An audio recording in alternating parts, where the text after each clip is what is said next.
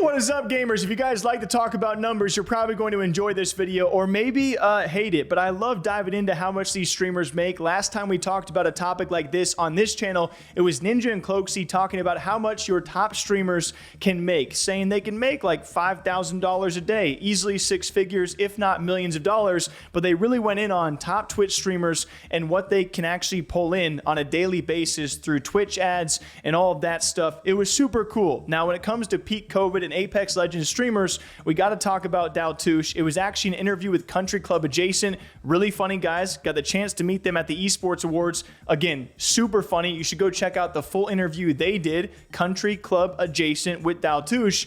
And in it, he actually went into the numbers of what he was making during peak COVID as an Apex streamer. And it was $1.4 million. Okay? Yeah. I'll give you numbers of how much I made during COVID if you want. Yeah, it'd be great. I'm more than happy to say. Yeah, if we were talking. His net worth is $600,000. They updated it.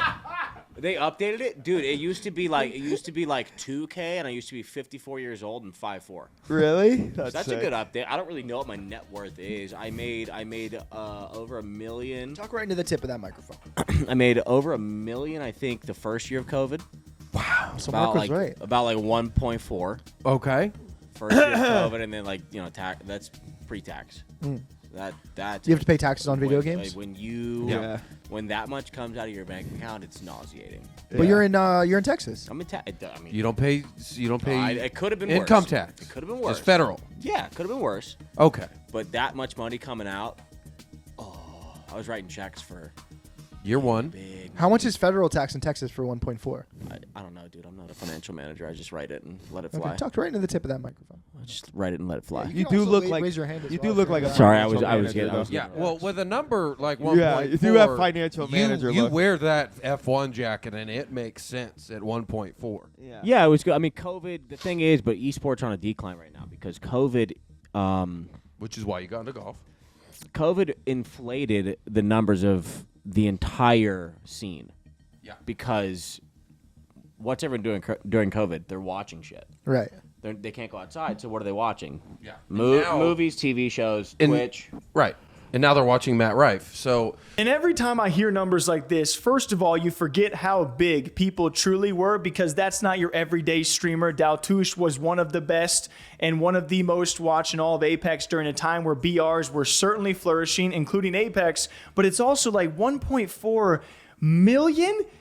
I think I could maybe live the rest of my life in Iowa off 1.4 million.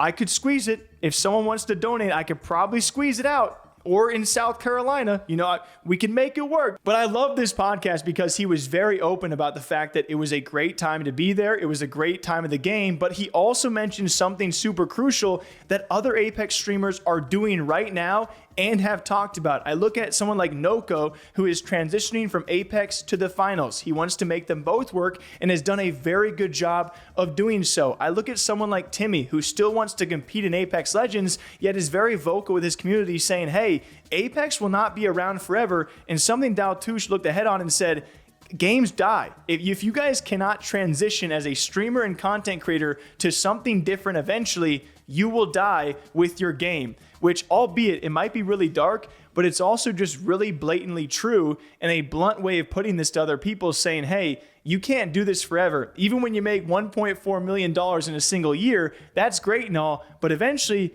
you'll come back down to reality like most games typically do. And so I don't know, I just love these laid back conversations because you get to really dive into the minds of people, and it's also awesome to see cool people doing really well for themselves. $1.4 million is an amount of money that I will probably never see, but we could always leak our YouTube revenue to you guys, and it would be, let me try and do this correctly, $1.4 million. What is that divided by 1,000? Would that be 1.4K? Would that be $1,400? I'm just guessing here. We almost made that last month. So there's a leak for you guys, but we still love you being here, still love you subbing and commenting. You guys are truly the best. You allow us to somehow do this. Thank God we live where we live. We're getting by. Anyway, I've talked too much. We'll see you. Goodbye.